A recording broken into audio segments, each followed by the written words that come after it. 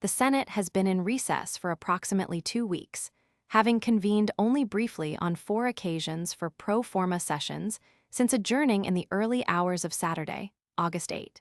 During pro forma sessions, the chamber is typically presided over by a single senator or a minimal number of members, with the proceedings limited to a formal, gaveling in and out that lasts only a few moments.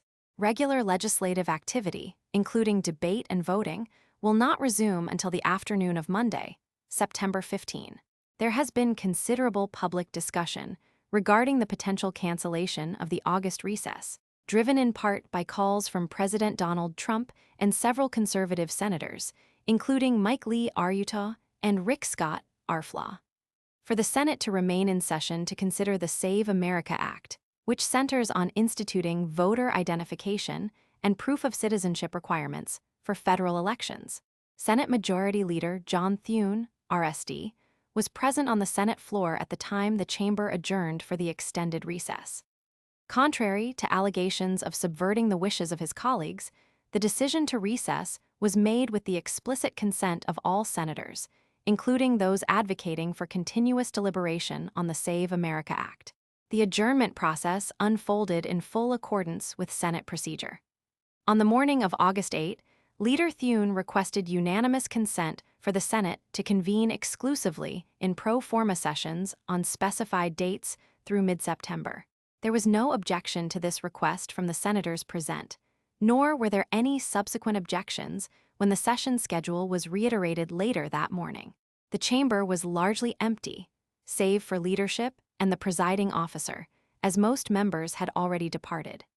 Unanimous consent is a fundamental procedural mechanism in the Senate, requiring the agreement of all 100 members for routine business, as well as for expedited passage of certain legislative matters.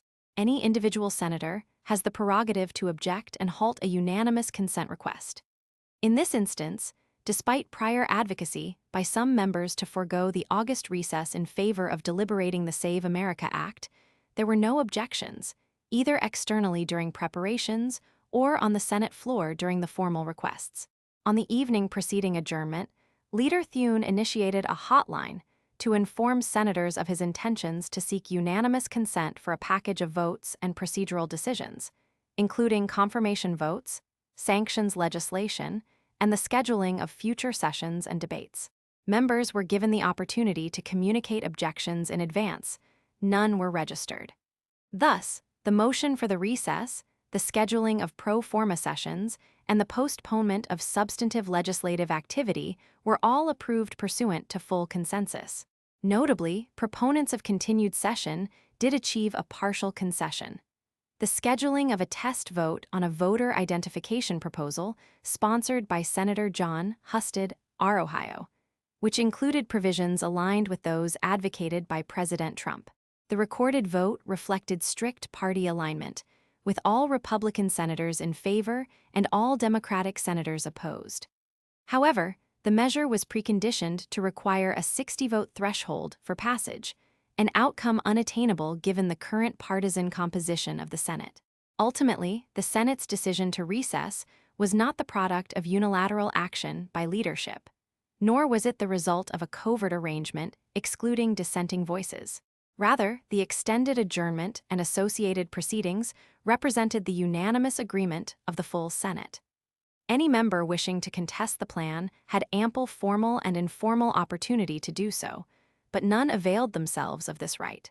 Consequently, the responsibility for the Senate's recess resides collectively with all senators,